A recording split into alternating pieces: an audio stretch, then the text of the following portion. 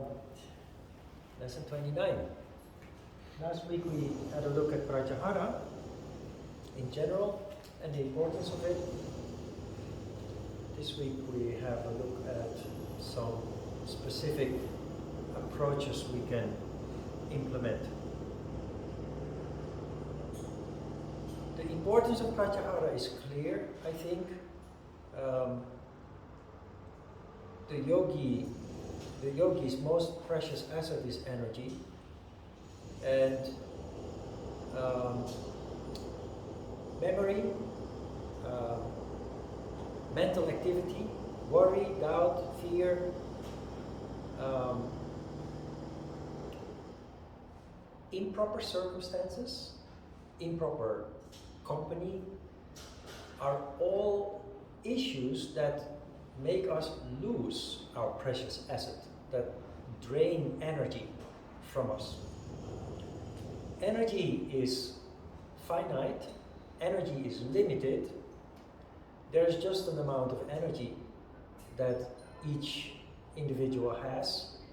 It's much more than we think, but a lot of that energy in normal people, subconsciously, unknowingly, is drained by especially mental activity.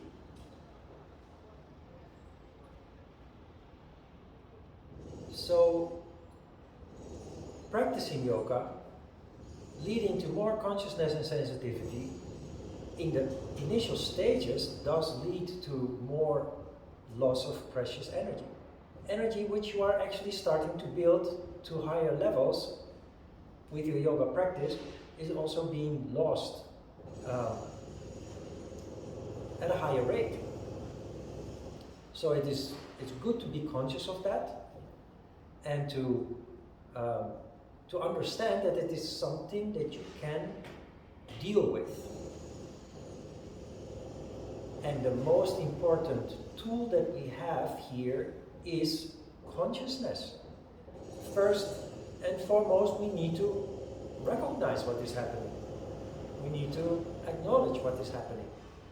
And then try to deal with that by applying what we learn about Pratyahara. There is a way, but it is not easy. It is something that we have to consciously implement. And the reason for that is that we are only human.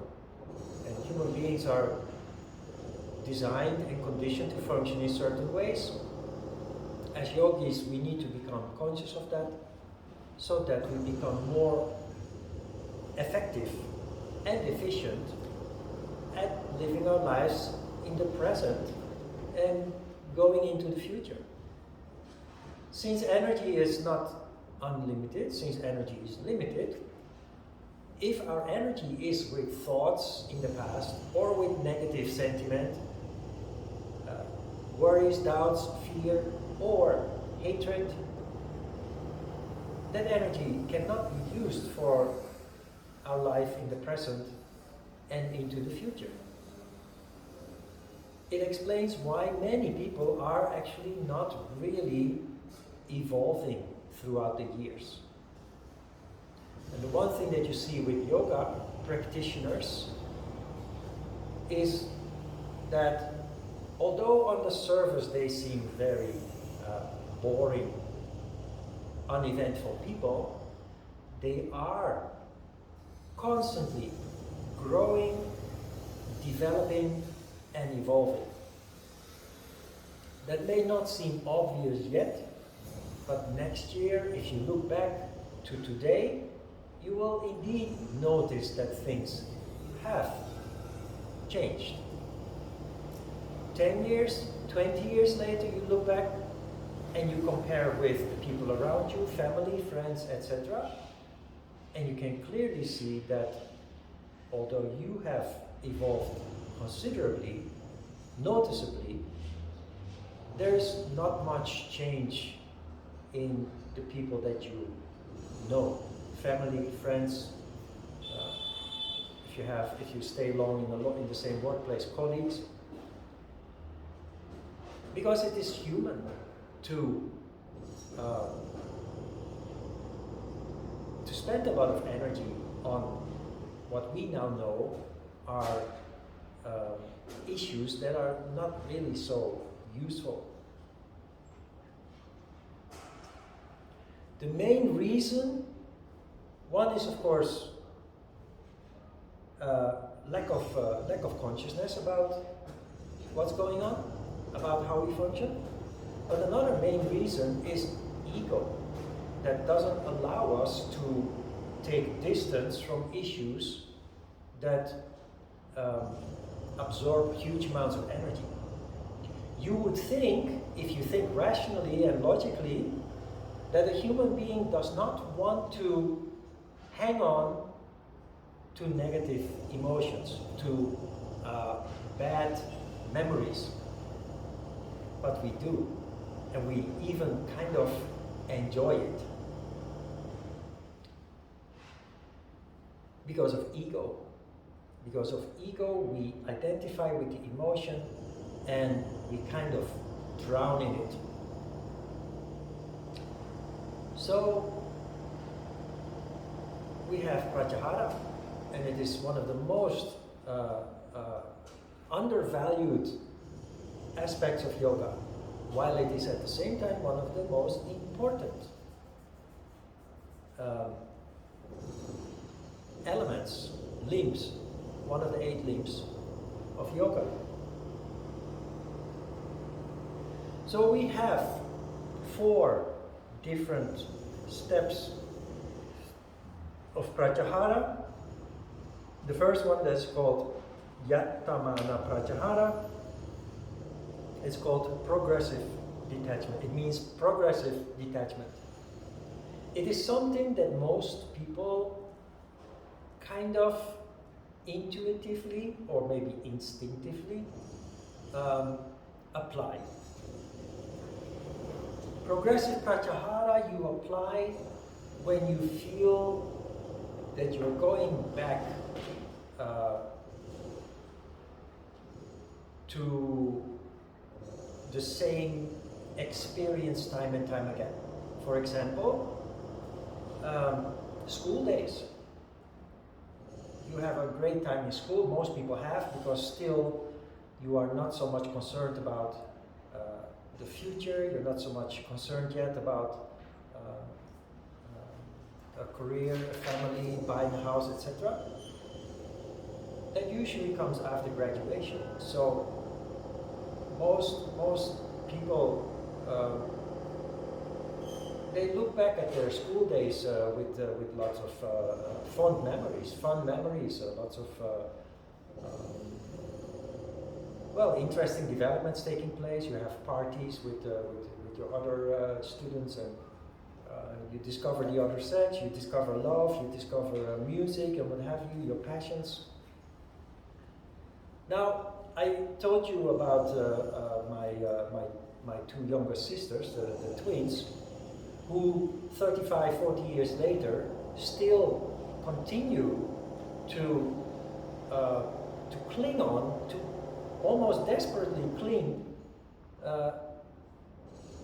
to their teenage years, to their school days. Especially getting older, they find it very hard to have lost their youth. Don't tell them. I hope they don't watch the video, because they will be a little bit upset of me making this observation. But this is an observation that applies to many people. Us included, of course, until we start to see what's going on. So, the thing is, we are only human, and we are allowed. We are allowed to have good memories. But there is a big difference by desperately clinging to past experiences, not allowing yourself to move on into the present and into the future, not allowing natural processes as aging to take place, accepting those to take place. And there is a big difference between that kind of approach or just, once in a while reminiscing about the good old days, but then detaching yourself from that experience, feel gratitude, and just go back to focusing on your present life, present day issues. And many people function like that already. I give you some examples that are quite extreme to make the picture clear. When you notice that everybody has experienced that you leave school after graduation, or you leave a certain workplace where you worked for a while, months or sometimes years, you become attached to the people, to the environment, to the atmosphere in the building where you worked, the kind of work that you did. You move to another place, and if you're not too busy, you want to go back, meet those people, socialize, talk about the experiences that you had while you were there, and you want to do that on a regular basis. Now, when you start to feel that that is actually becoming a burden, it is time that you start applying Pratyahara, which simply means that you gradually increase the intervals in which you allow yourself to go back to the past.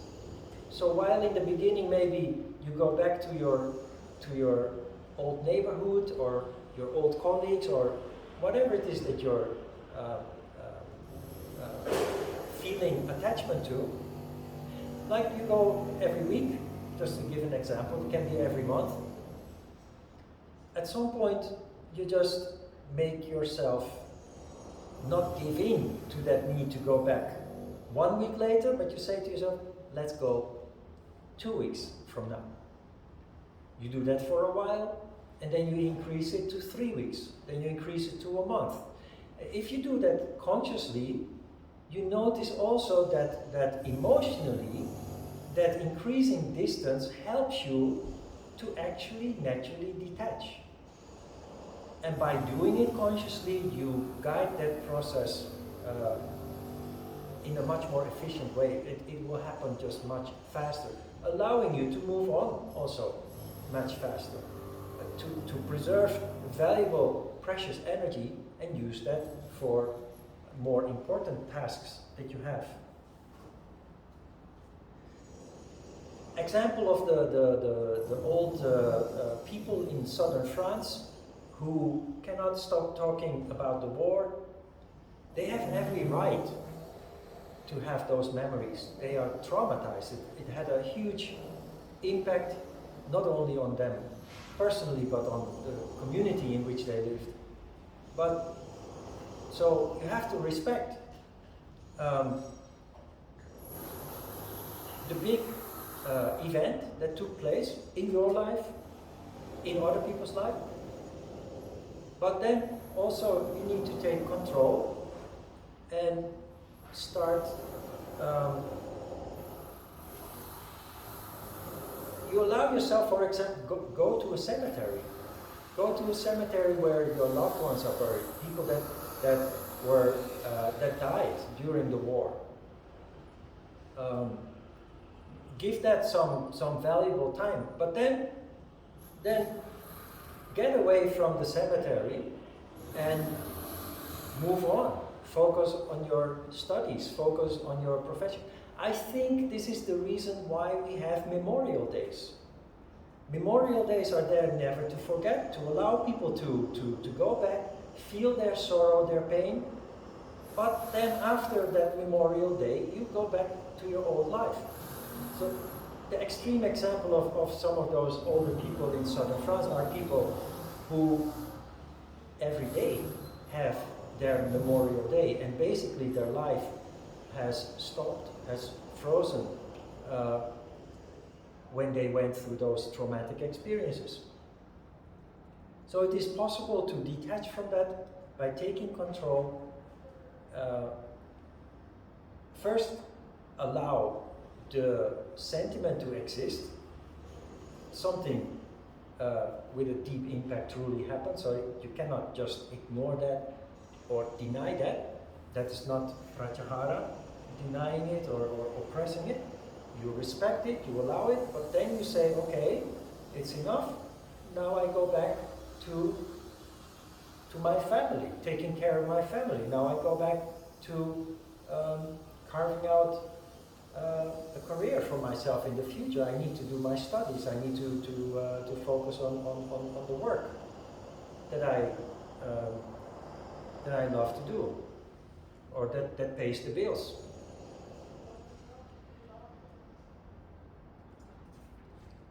Also, this applies to relationships. When you have been in a relationship for a while with a person, relationships come to an end sometimes, and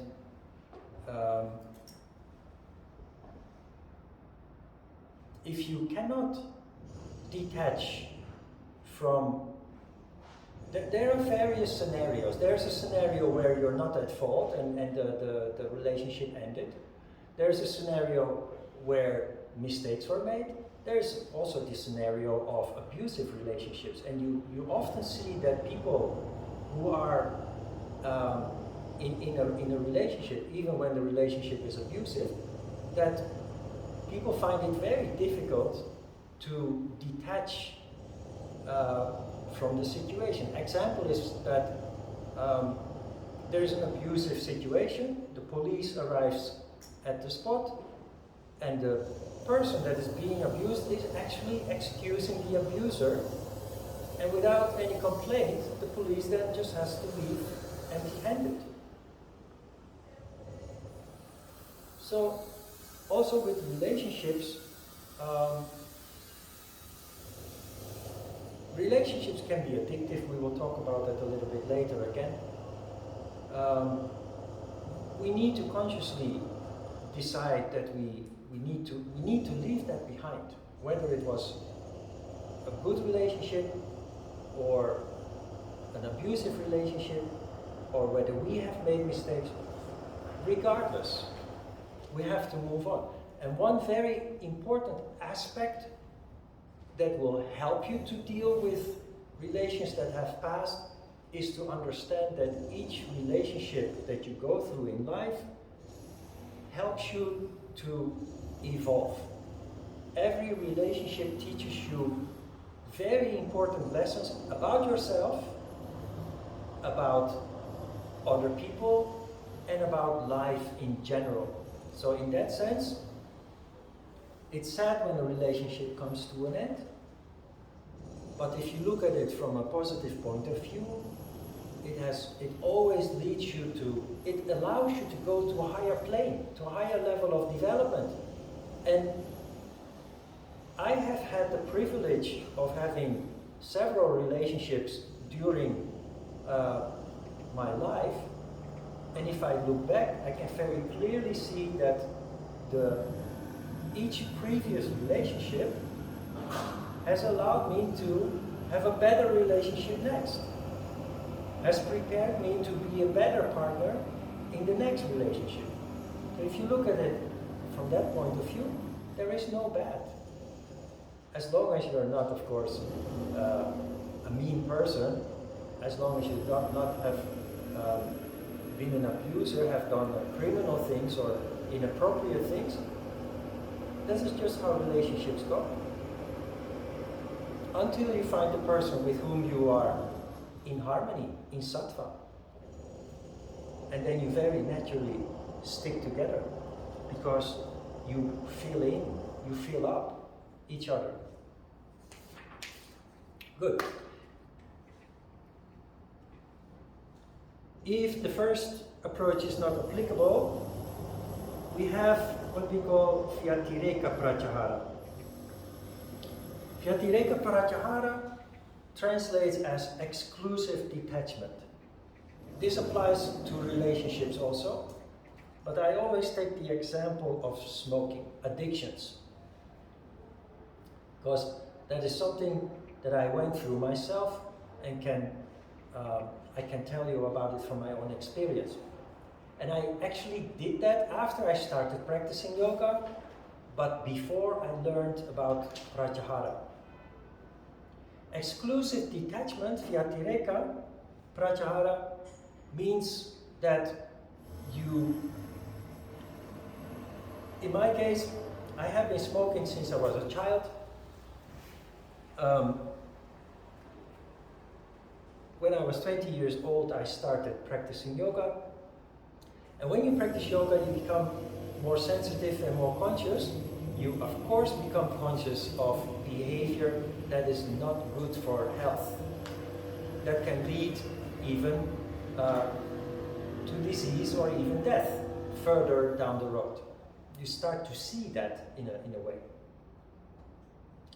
And so, one of the first obstacles, of course, was smoking. And somebody a habitual smoker, the first thing that a habitual smoker does in the morning when waking up is light a cigarette before doing anything else. Maybe a cup of coffee, but you light a cigarette. And you have your moments throughout the day that you smoke, and at the end of the day you have smoked 10 cigarettes or so. So when I felt I wanted to stop smoking, I really wanted to stop smoking, it was very difficult to do so. And anybody who has smoked, if I now look back, I ask myself, why is it so difficult to smoke? Smoking is very, very addictive. So I couldn't stop smoking. So what I did was I started to create new patterns. When waking up, I wouldn't light a cigarette. I would just have a tea and go about the first part of the day, and then I would have my first cigarette around 10 o'clock, coffee time. Having done that for a couple of weeks, I would then have my first cigarette at lunch, after lunch. So the whole morning I wouldn't smoke, I would control that, and I would have my first cigarette after lunch. Having done that for a while, and feeling more stable in the newly created pattern, I would then move up the first cigarette to tea time, 4 o'clock, around 4 o'clock, or 3 o'clock, whatever time you have tea. You have your break at work or in school, and stick to that pattern also. So in the end, you move it up all the way to the last cigarette of the day. And that last cigarette, because in the Netherlands we have tobacco in pouches. Some people smoke readily prepared cigarettes, but there are many people in the Netherlands who smoke tobacco from pouches. They roll their own cigarettes. Those cigarettes, the last cigarette of the day before sleep, became smaller and smaller because you just put a smaller amount in the paper. You roll it and you tear off the empty part, and you just take 2 or 3 draws and you snuff it out. And then very naturally, it was a process that took about a year or so, and very naturally, one day, without any struggle, without any difficulty, just quit, just stopped. It's totally different from the way that people want to stop. They want to do that in an instant. From today to tomorrow, they decide to stop. It almost always fails. And the word gradual comes to mind again. But what you do here is very consciously taking control. You want to stop smoking, but you also acknowledge that it's very difficult to do. So you take control and you very gradually and in a subtle way you bend it to where you want to have it until you reach the point that you're done with it. And you kind of just burn up that addiction. Very important in all of this, I have mentioned it before, is to acknowledge that you're only human. Accept your weaknesses. You can apply this to smoking, you can apply this to drinking alcohol, or drug use, or eating unhealthy foods, any kind of addiction that you're dealing with. And even the addiction of being in a relationship that is not appropriate. Just gradually reduce your exposure until you feel that it's really not difficult anymore to take that last step and completely end it.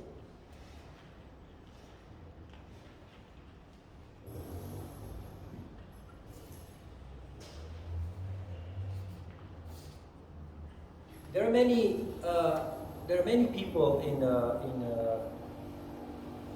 for me as a yoga teacher, I'm kind of in a bit of an authoritative position. And many people in positions like that, they pretend to be something that they are not. And people, especially in spiritual circles, who are in the position of a leader or a teacher, they publicly always portray a picture of perfection. Total control of sinful behavior, perfect picture of a saint, so to speak. While behind closed doors, they break all the rules and commit all the sins that every other normal person would engage in. That is, of course, well, we just go back to the very basics of yoga, the yamas and the niyamas. You're breaking so many moral rules there. I've always made it a point to just be myself. That started long before I started practicing yoga, actually. Just be myself, and also as a teacher. I'm not acting as a teacher or pretending to be a teacher. I'm just sharing my experiences with you, and because I have studied yoga on such a deep level, I'm sharing that with you. And for the rest, I just show you who I am, where I come from, that I also, just like you, have difficulties with certain behaviors. I like a glass of wine, I have smoked in the past, and all these kind of things. It's very important to just be yourself, especially towards yourself. We're only human. All human beings have certain weaknesses, what have you, and that's okay. And based on that acknowledgement, it can only get better. You can only go up.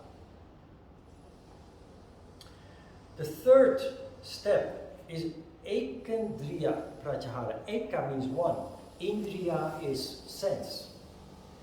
On the surface, this is a little bit superficial, and I haven't liked this approach for a long time until I started to realize that this is something that you do when you close your eyes and meditate. When you close your eyes and meditate, the thing that bothers you the most will rise to the surface of your consciousness. And if you're struggling with that, you automatically go into a mode where you start to investigate, where you start to deduce. You go into the process of deduction, where you try to come to the essence of what you're dealing with. So in a practical sense, that is this approach. And I kind of applied this approach to understanding my dog's needs. My dogs, they were born in a park. After 5 months, they were rounded up, ended up in the center, and they were 1 year and 1.5 years old when they came to my house without ever having lived with human beings. And all they knew about human beings is that they treat them badly. So very unstable, traumatized, and what have you. So I thought the most important that not only human beings but also animals need is routine, stability, and good food.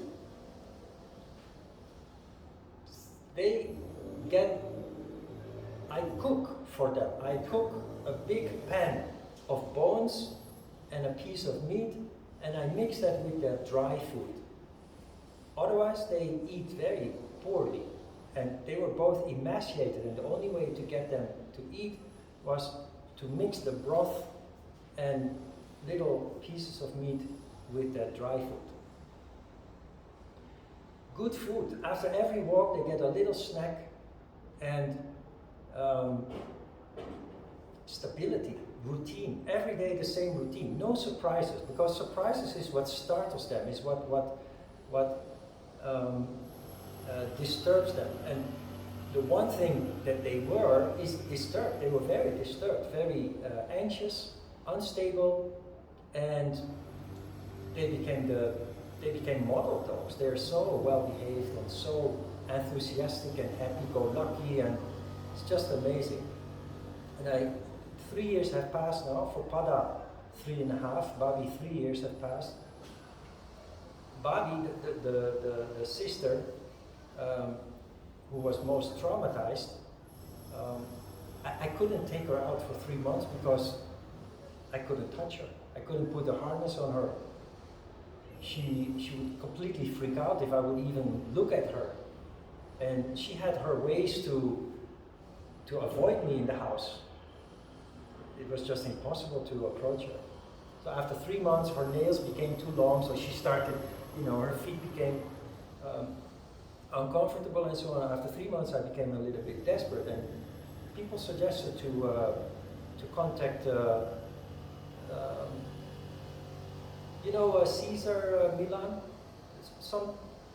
someone like that in Korea. There's a program, Dongulnongjang, and there's a Sensam에서 나쁜 게 없다. So somebody contacted for me both these programs, and they both reacted immediately. And within a week, they had installed cameras in the house to observe and what have you. And they helped me to get Babi on a leash. And why am I telling you this?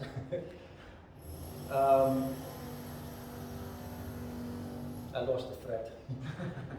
But anyway,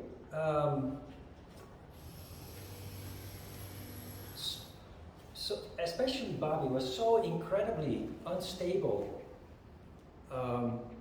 and impossible to handle. She destroyed half the interior of my house. Until finally she could go out on walks with Pada. And this is why I told you this story. During the filming of the program, I said, I don't care, even if it takes 1 year, 2 years, or 3 years, it doesn't matter. As long as she can start going out with us on walks, she will heal, she will be fine. It's exactly 3 years that she's almost a normal dog. Still, she will not allow other people to touch her, but if I hold her and the other person approaches very gently, carefully, she actually starts to enjoy being touched. So it's just amazing. And what I did is kind of based on this approach is understand their needs and then simply fulfilling that. This applies to animals. It explains how, you sometimes come across a video on Facebook or Instagram where a person is playing with a bear or a crocodile or any other dangerous animal. Don't do that unless you can communicate with animals. Well, what I did with Pada and Babi is similar to what those people do to a crocodile or a lion or another wild animal that, although a dog will not quickly tear you to pieces, those animals do. And what you do is you have to befriend the animal, give it your trust. The reason why they attack you is anxiety, fear. Eat or be eaten. And if you give them the stability of having regular meals and of not being attacked, they will over time, long time, they will settle down. That is the sattva principle that we are always talking about here in class, and most importantly, and first and foremost, in Muladhara chakra. The most basic instincts have to be brought under control. And you do that by stability, safety, security, and routine. Predictability. You can apply that to yourself, you can apply that to your loved ones. It is a very powerful tool. It's a very powerful tool for anybody, but especially for animals and people that are damaged, that are traumatized. The simple thing is that when all your energy is lost because you constantly live in fear, there is no energy on higher levels. And there is simply nothing that can manifest. There's nothing good that comes out of your head. That is why those kind of people fail in school and fail to keep jobs and what have you. You can punish them for that, which is often the approach being used by parents, by teachers, by the government.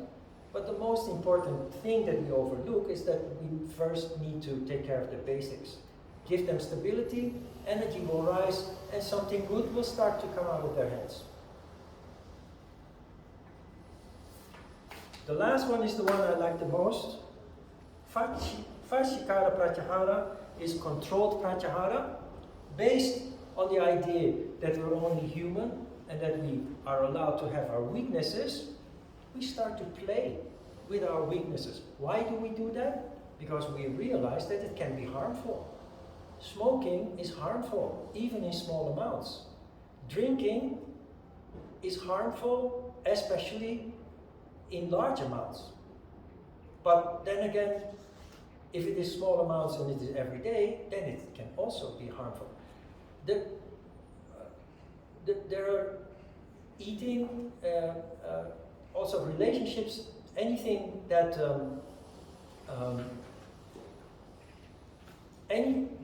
things that are good can turn bad when we overdo it.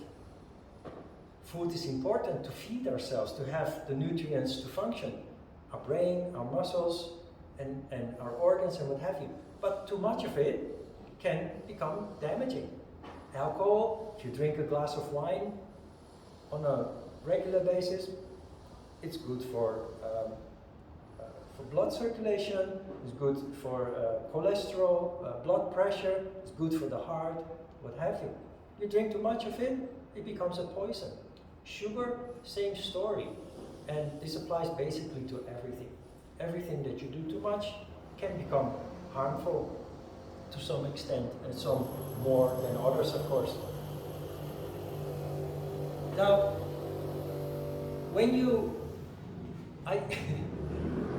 I'm from the Netherlands, and I always use this as an example, because there are some very typical things. When you live in the Netherlands and you wake up early in the morning, you smell. If you live in a neighborhood, new neighborhoods, they have separated everything. There's no traffic in the street. You have to park your car outside of the area where people live. But older areas, the shops are at the corner of the street. And so bakery shops, they start preparing the dough at around 2 a.m. Around 4 a.m. the ovens are fired up, and the neighborhood is just filled with this delicious smell of freshly baked bread.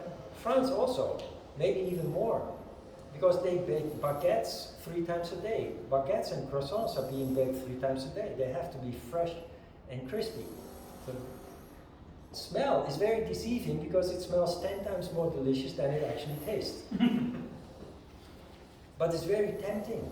When you live in a street where there's a bakery shop, of course you want to consume that product that produces that very wonderful smell. And they're not crazy in those shops. When you come there to buy your bread, the bread is always stored on shelves behind. But the tempting products are all in the shop window where you are waiting in line to get your bread. And while you have on your shopping list 2 whole wheat breads, you are then looking at these delicious pastries with chocolate with whipped cream and nuts and what have you, and all these delicious things. And you know, it's not wrong to eat a pastry once in a while. When I was a child, we would eat pastries at birthdays, or when somebody passed an exam. You come home with a box of pastries. But because I'm from a big family and there was not that much money, there was no room for these kind of things when there was no reason to. But it's very tempting once you have some money in your pocket to not actually go to the bakery shop and get some pastries, because what the heck, you can afford it now. And then you notice that the sugar and the fat, the whipped cream and you know, that it actually affects you. This last approach of Pratyahara means that you approach it in a playful way. You start to, if you feel that is a weakness, and you can apply this to bars. You can apply this to snack bars where you smell the delicious smell of deep fried foods. You start to play this game very consciously. You're aware of the smell, you're aware of what it is doing to you, and you go to the bakery shop or the snack bar or wherever it is that you need to go, and you stick to your shopping list. The supermarket, of course, is full of things that we need, fresh produce and what have you, and there are a lot of things that we don't really need, but that are very tempting to take home anyway. I always shop with the shopping list, and I always stick to the shopping list. Only sometimes I allow myself to pick something that is not on the shopping list. But if you have difficulty with that, simply try to stick to the shopping list. The playful element here is that when you fail, you just enjoy the product of your desire. But you do it very consciously. You eat your pastry, you enjoy it at the fullest. The taste, the smell, everything. It brings you to heaven in a certain way. But now that you've consumed it, you notice that it becomes a little bit tired, that it makes you a little bit tamas, a little bit heavy. If that is the case, very naturally, especially as a yogi who has become more sensitive and who values energy more than anyone else, you draw the conclusion that yes, it is absolutely very delicious, but I notice that it affects me, and it doesn't affect me in a very good way. So if you have a weakness there, actually in a similar way that I did with smoking, you try to control how often you consume it on special days. For example, every weekend on a Saturday, or only on birthdays, or only on... everybody has their own personal circumstances. But you try to control it, but at the same time, when you fail, when you have fallen for it, you just go home, you enjoy the pastry or the deep fried snack, and you do it consciously. This is a concept that you learn on a much higher level of yoga that is called boga. It's no joke.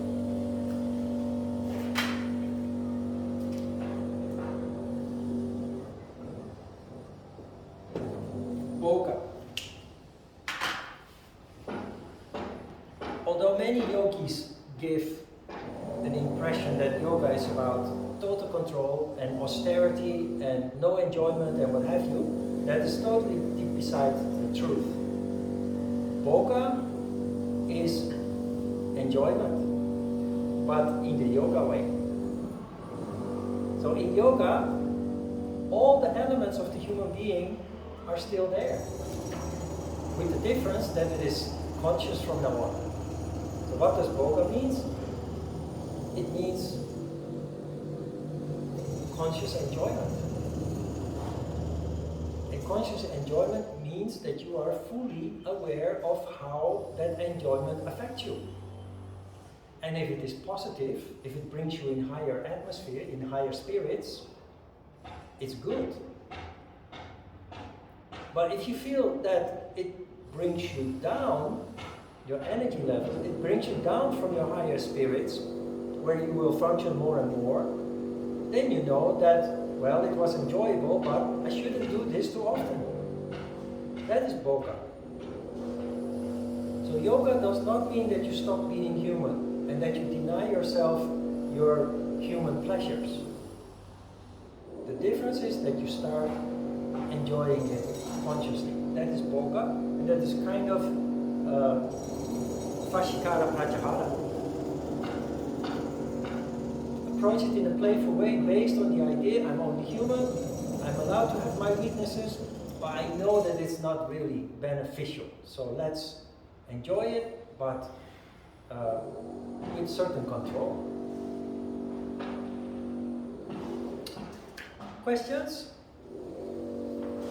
An important aspect that I forgot to mention with the exclusive Pratyahara is the element of investigation. Because this is what I did when I felt that smoking was bad for me, I started to read about it. At that time, internet didn't exist, so you would rely on magazine articles, books from the library, what have you. I started to read about smoking, and what I did was I would write down every bad aspect of yoga on an A4 size piece of paper and put it on the wall above my desk. And after a couple of weeks, there were like 30 or 40. The wall was just covered with A4 size pieces of paper, each containing a negative aspect of smoking. I wouldn't even be able to recite all these negative aspects, but it is just astonishing how bad it actually is if you go a little bit deeper into the matter.